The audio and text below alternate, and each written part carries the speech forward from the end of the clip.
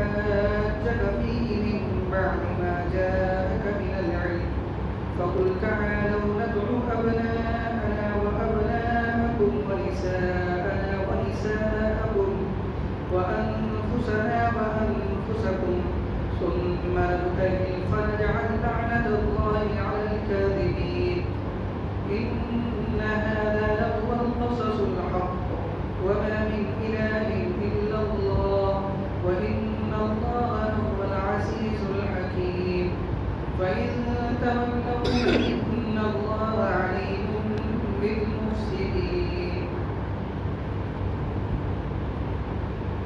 سورہ آل عمران کی آیت نمبر 61 سے ابتدا ہوئی ہے. اس سے قبل حضرت عیسیٰ علیہ السلام کا واقعہ ذکر کیا گیا، بلکہ ان کی پیدائش، پھر پیدائش کے بعد جو حالات پیش آئے اس کا بھی تذکرہ ہوا، اور اس کے بعد ان کو جو معجزات عطا ہوئے اس کا بھی تذکرہ ہوا. یہودیوں نے ان کے ساتھ جو سلوک کیا اس کا بھی تذکرہ ہوا. اللہ تعالیٰ تذکرہ کرنے کے بعد فرماتے ہیں یہ امر واقعی آپ کے پروردگار کی طرف سے بتلایا گیا ہے، سو آپ شبہ کرنے والوں میں سے نہ ہوئیے. یعنی یہ جو ہے حق ہے، رب العالمین کی طرف سے ہے، یہ حق ہے، برحق ہے. جو باتیں کہی گئی ہیں وہ بالکل صحیح ہے. جو واقعہ حضرت عیسیٰ علیہ السلام سے متعلق جو باتیں کہی گئی ہیں وہ کچھ سچ ہے. اب اس سلسلے میں یہود و نصارہ کی بات کو سن کر آپ شک میں مت پڑیے. اللہ رب العزت نے جو بتلایا ہے وہی حق ہے.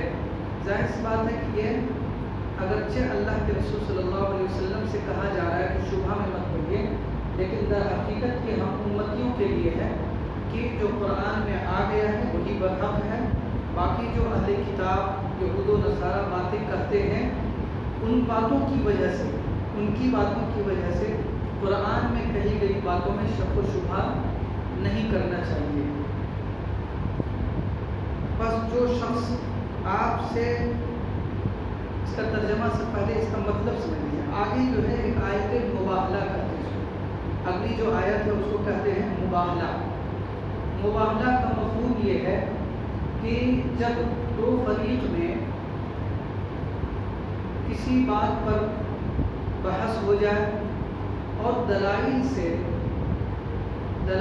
فیصلہ نہ ہو سکے، جو باطل ہیں وہ ماننے کے لیے تیار نہ ہو، تو پھر اس کا طریقہ مباہلہ ہے. اس کی صورت یہ ہے کہ دونوں فریق جو حق پر ہیں جو باطل پر ہیں، دونوں فریق اللہ رب العزت کو حاضر ناظر جان کر یہ کہیں گے اور دعا کریں گے کہ ہم میں سے، اے اللہ ہم میں سے جو حق پر نہ ہو اس کو ہلاک کر دیجیے، اس پر لعنت ہو. اس میں لعنت ہے، لعنت سے مراد ہوئی ہے اس کو ہلاک کر دیجیے. جب ایسا دعا کر لیں گے تو اس کے بعد اللہ رب العزت جو باطل ہوگا اس کو ہلاک کرے گا، وہ اپنی بد دعا کی سزا بھگتے گا. اس سے فیصلہ ہو جائے گا کہ کون حق پر ہے کون حق پر نہیں ہے. اسی کو مباہلہ کہتے ہیں کہ جب دلائل سے فیصلہ نہ ہو سکے، دلیل سے فیصلہ نہ ہو سکے، تو دونوں فریق دعا کریں گے کہ اے اللہ ہم میں سے جو حق پر نہیں ہے، جو باطل ہے اس کو ہلاک کر دیجیے. یہ ہے مباہلہ. مباہلہ میں اپنے رشتہ داروں کو، اپنے بچوں کو، اپنی بیوی کو یا کسی اور رشتہ دار کو شریک کرنا ضروری نہیں ہے، باقی شریک کر لے تو بہتر ہے. اللہ کے رسول صلی اللہ علیہ وسلم نے شریک کیا تھا.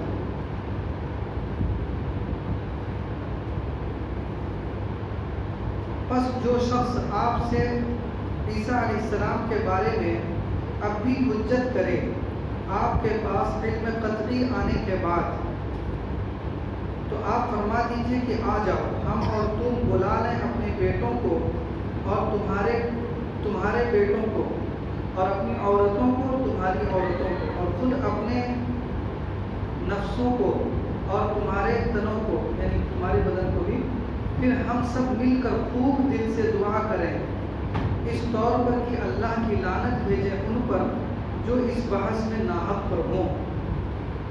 یہ تو مباحثہ سمجھ لیا۔ اس آیت کو اسی کا تذکرہ ہے۔ اس آیت کا پس منظر یہ ہے کہ اللہ کے رسول صلی اللہ علیہ وسلم نے جیسا کہ معمول تھا کہ صلح حدیبیہ کے بعد جو اڑوس پڑوس ممالک تھے وہاں پر جو عیسائی وغیرہ آباد تھے ان کے بادشاہوں کے پاس خطوط روانہ کی، اس کو کہا جاتا ہے دعوتی خط، یعنی دعوت دیا اس خط کے اندر۔ ایک خط جو ہے نجران ایک جگہ ہے، تو نجران کے عیسائی بادشاہ جو تھا اس کے پاس بھی روانہ کیا اللہ کے رسول صلی اللہ علیہ وسلم نے۔ اس میں 3 آپشن دیے تھے اس کو، دعوت اور تمہید کے بعد اس میں 3 آپشن تھا۔ ایک تو یہ کہ یا تو اسلام قبول کر لیجیے، یا نہیں تو پھر جزیہ دو، ٹیکس، یا نہیں تو پھر لڑائی کے لیے تیار ہو جاؤ۔ جب یہ خط وہاں پہنچا تو ان لوگوں نے اپنے آدمیوں کو اللہ کے رسول صلی اللہ علیہ وسلم کے پاس گفتگو کے لیے بھیجا۔ پڑھے لکھے لوگ آئے، جانکار لوگ آئے، تو ان لوگوں نے حضرت عیسیٰ علیہ السلام کے بارے میں اللہ کے رسول سے بحث کی۔ بحث میں بہت لمبی بحث چلی۔ وہ لوگ ثابت کرنا چاہتے تھے کہ حضرت عیسیٰ علیہ السلام ہی خدا ہے، 3 خدا میں سے ایک خدا جو ہے حضرت عیسیٰ علیہ السلام ہے، جبکہ مسلمانوں کا اور حق عقیدہ یہ ہے، برحق عقیدہ یہ ہے کہ حضرت عیسیٰ علیہ السلام ایک نبی ہے دیگر انبیاء علیہ السلام کی طرح۔ دلائل کے ذریعہ بھی جب وہ لوگ بات نہیں مان رہے تھے تو پھر یہ آیت نازل ہوئی، یہ جو آیت ہم نے ابھی ترجمہ پڑھا جس میں مباہلہ کا حکم دیا ہے۔ جیسے ہی یہ آیت نازل ہوئی تو اللہ کے رسول صلی اللہ علیہ وسلم نے ان کو بتلایا کہ ہم لوگ مباہلہ کریں گے، تم اپنے بچوں کو، تم اپنی آل اولاد کو بلا کر لاؤ۔ یہ کہہ کر اللہ کے رسول صلی اللہ علیہ وسلم گھر تشریف لے گئے۔ حضرت فاطمہ، حضرت علی، حضرت حسن، حضرت حسین، ان حضرات کو لے کر تیار ہو کر آئے کہ مباہلہ کریں گے۔ تو جیسے ہی ان عیسائیوں نے ان نورانی چہروں کو دیکھا تو وہ لوگ جو ہے مطلب ڈر لگ گیا ان کو۔ اس بات ہے کہ اتنے نورانی چہرے ہیں اور ساتھ ہی ساتھ اللہ کے رسول کی گفتگو بھی ان لوگوں نے سن رکھی تھی۔ تو ان میں کا جو سردار تھا اس نے کہا کہ دیکھیے نبی تو آنے والا تھا اور ان میں بہت ساری علامتیں بھی پائی جا رہی ہیں، اگر یہ نبی ہے تو ان کی بات برحق ہے، اور نبی سے اگر ہم مباہلہ کرتے ہیں تو ہماری ہلاکت یقینی ہے، یقیناً ہم لوگ ہلاک ہو جائیں۔ ظاہر سی بات ہے نبی جب بددعا کریں گے، دعا کریں گے تو ہلاکت یقینی ہے، اس لیے بہتر ہوگا کہ صلح کرو، ہم سب لوگ نہیں تو مارے جائیں گے نبی کے ساتھ اگر ہم لوگ مباہلہ کرتے ہیں۔ چنانچہ ان لوگوں نے مباہلہ نہیں کیا اور صلح پر راضی ہو گئے اور جزیہ دینے پر راضی ہو گئے۔ یہ ہے اس آیت کا پس منظر۔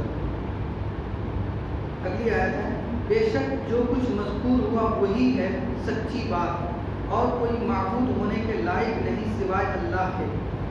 یہ جو لوگ کہتے تھے کہ حضرت عیسیٰ علیہ السلام بھی ایک خدا ہے، وہ غلط ہے، اور بلا شبہ اللہ تعالیٰ ہی غلبہ والے، حکمت والے ہیں۔ پھر بھی اگر یہ لوگ سرتابی کریں یعنی بات نہ مانیں تو بے شک اللہ تعالیٰ خوب جاننے والے ہیں فساد کرنے والوں کو۔ ظاہر سی بات ہے کہ حق آنے کے بعد دلائل کے ساتھ جب حق آ جائے پھر بھی نہ مانے تو وہ فساد ہی کر رہا، بات نہیں مان رہا ہے۔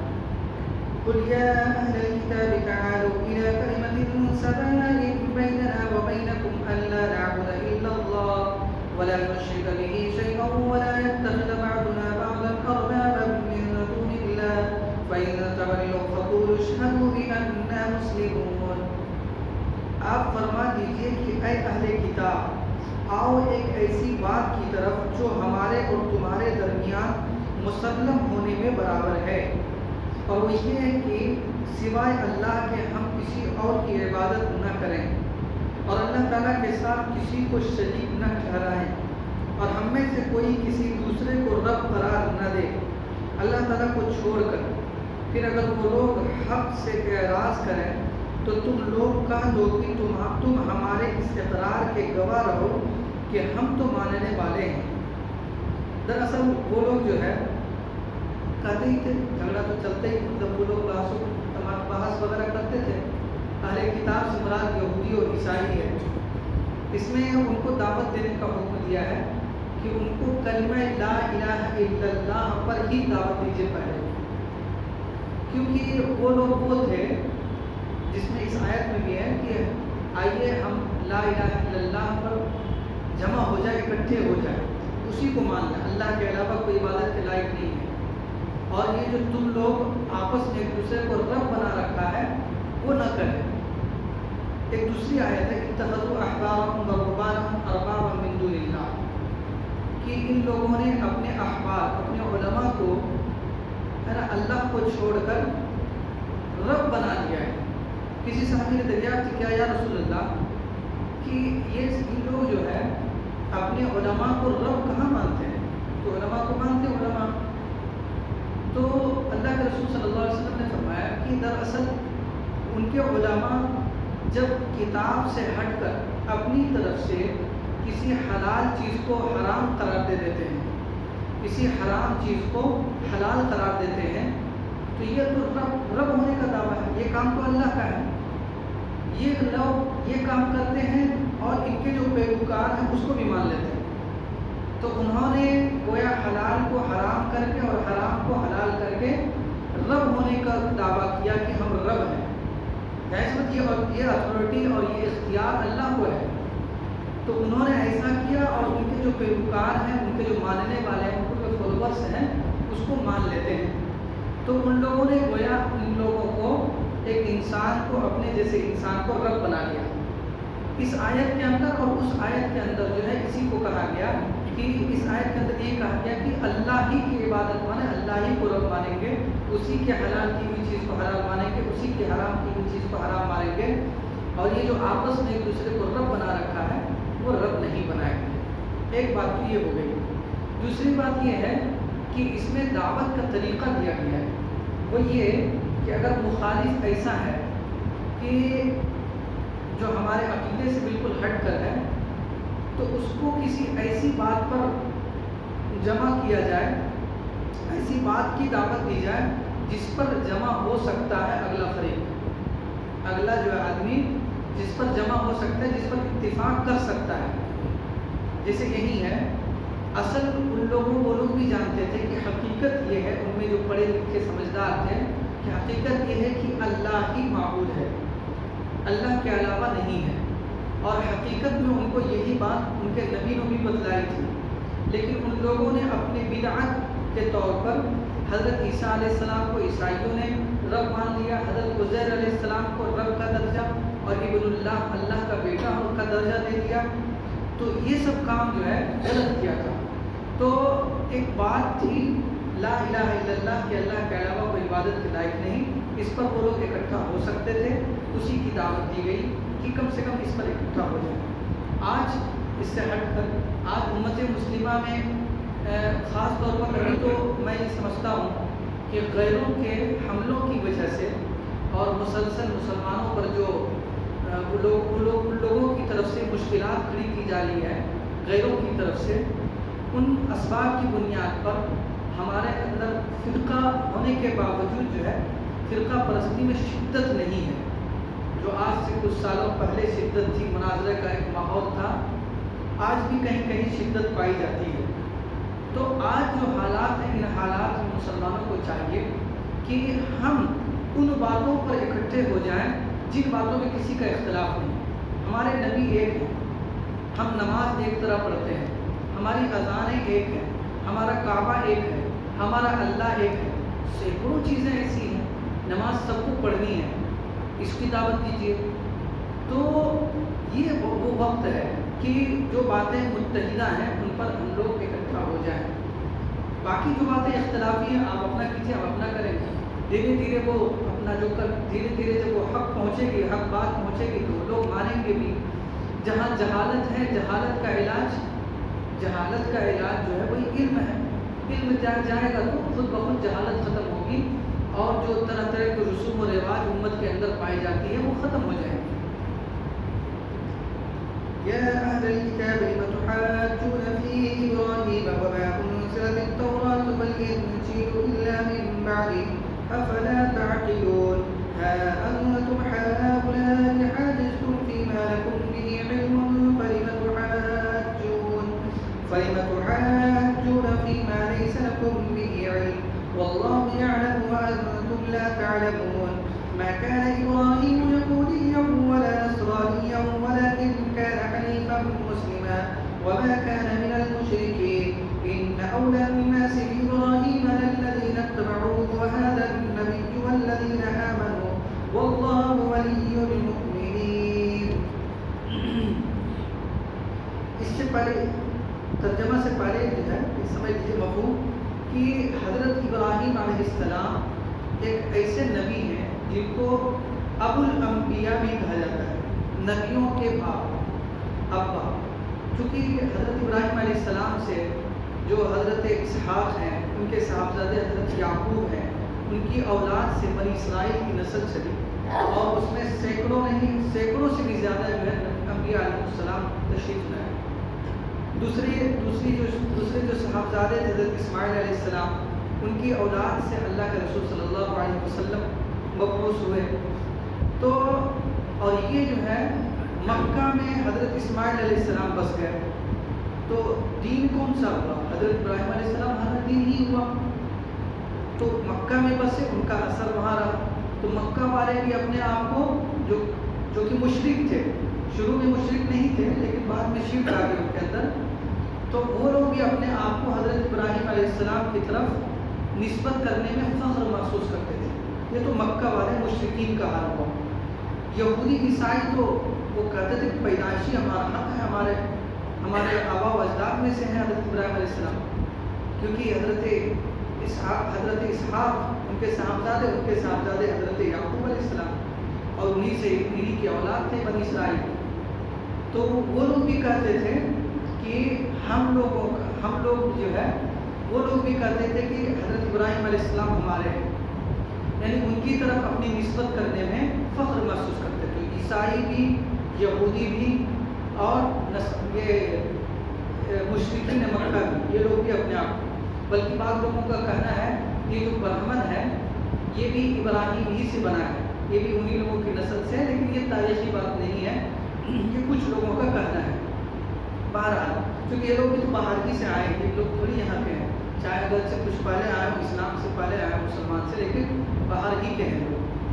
تو یہ جو ہے دنیا کی اکثر قومیں جو ہے اکثر آبادی حضرت ابراہیم علیہ السلام کی طرف اپنی نسبت کرنے میں فخر محسوس کرتی ہے، جبکہ حقیقت میں حضرت ابراہیم علیہ السلام سے زیادہ قریب جو ہے مسلمان ہیں، اور وہ لوگ ہیں جو ان کو ماننے والے ہیں، ان کے لائے ہوئے دین کی پیروی کرنے والے ہیں، یعنی مسلمان ہیں. بس اسی کی تفصیل ہے اس کے اندر.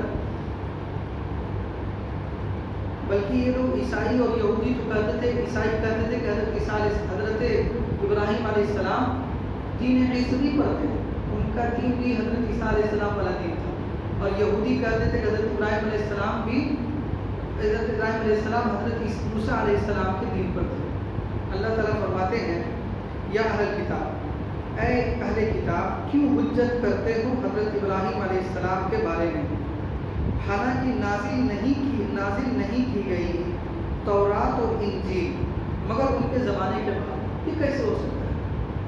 یہودی کہتے ہیں کہ حضرت عیسیٰ علیہ السلام، حضرت ابراہیم علیہ السلام یہودی تھے. عیسائی کہتے ہیں حضرت ابراہیم علیہ السلام عیسائی تھے. یہ کیسے ہو سکتا ہے؟ اللہ تعالیٰ کہتے ہیں یہ کیسے ہو سکتا ہے؟ عیسائی وہ ہوگا جو انجیل کو مانے اور انجیل کی پیروی کرے، اور یہودی وہ ہوگا جو کہ حضرت تورات کی پیروی کرے. اور تورات اور انجیل تو سینکڑوں نے ہزار سال کے بعد جو ہے یہ سب نازل ہوئی حضرت ابراہیم علیہ السلام کی پیدائش کے بعد، زمانے کے بعد. تو یہ کیسے ہو سکتا ہے؟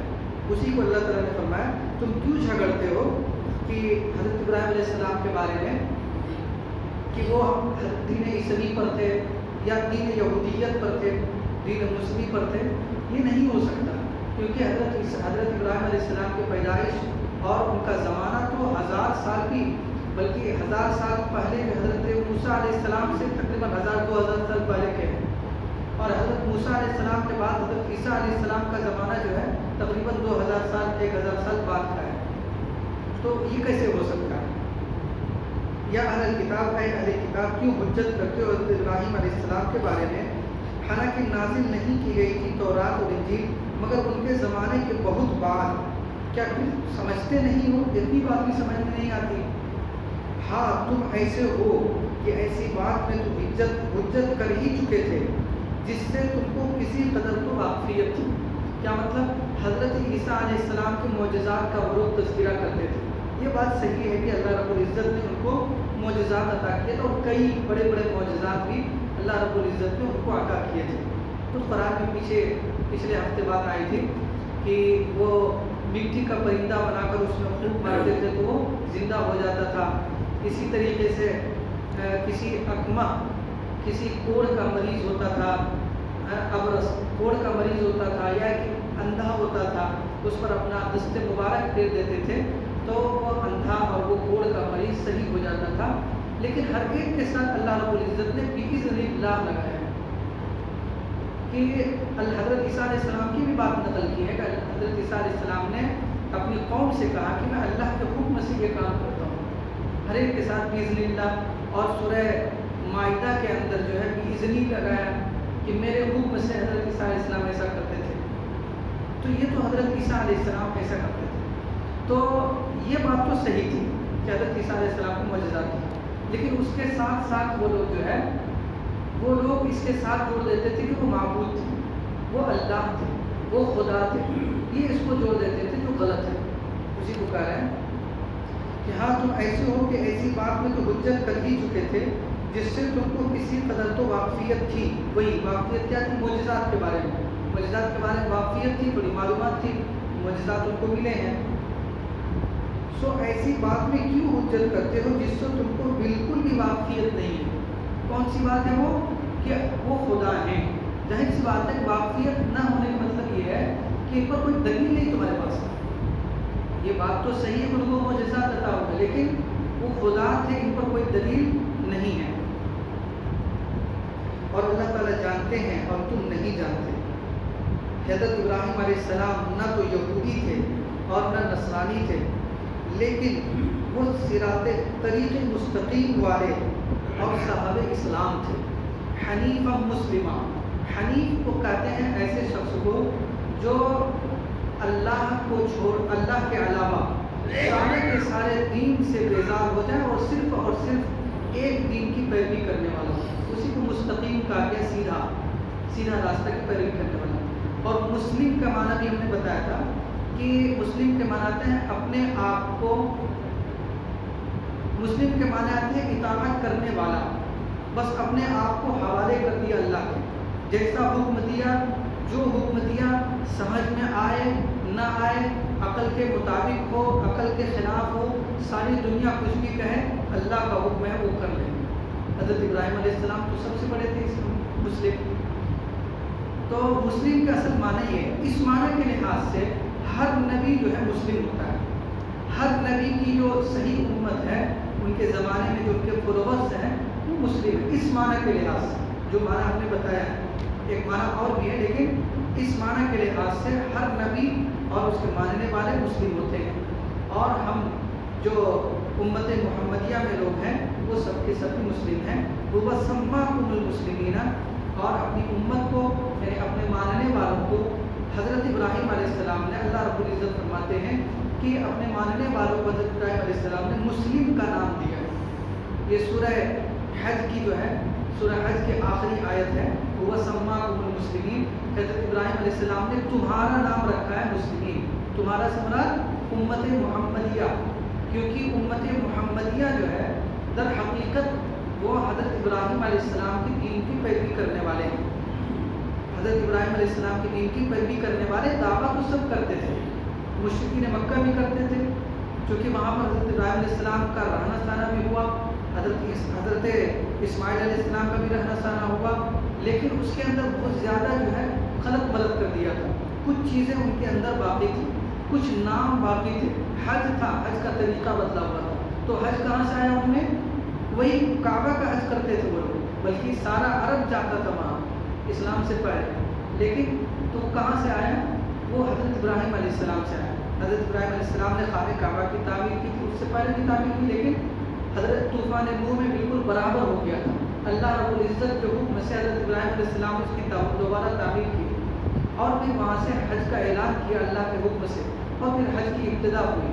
تو حج جو ہے عرب جو ہے وہ اسلام کے آنے سے پہلے کرتے تھے, اور وہ حضرت ابراہیم علیہ السلام کے کہنے پر اور ان کے اعلان پر, ان کی رہنمائی پر کرتے تھے.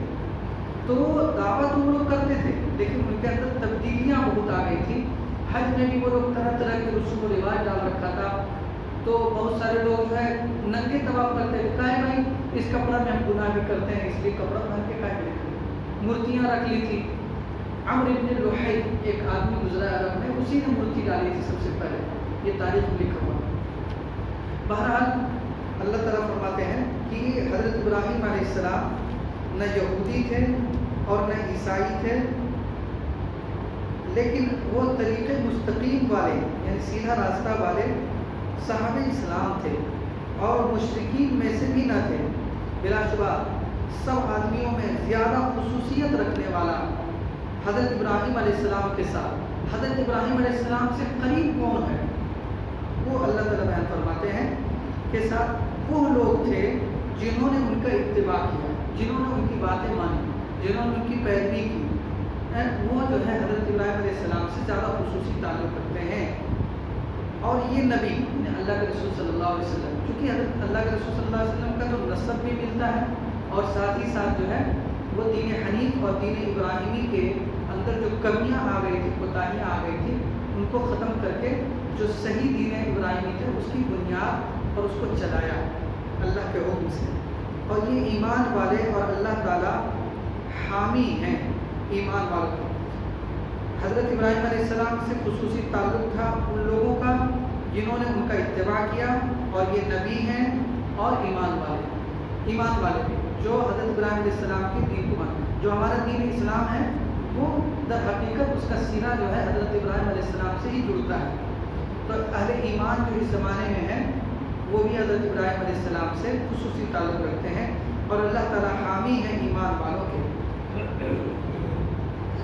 اللہ رب العزت ہم سب کو جب تک زندہ رکھے دین اسلام کا پابند بنا کر رکھے, اور جب ہمارا خاتمہ ہو تو ایمان پر خاتمہ ہو. سبحان اللہ و بحمدہ, سبحانک اللہم و بحمدک, نشہد ان لا الہ الا انت, نستغفرک و نتوب الیک. سبحان ربک رب العزة عما یصفون, وسلام علی المرسلین, والحمد للہ رب العالمین.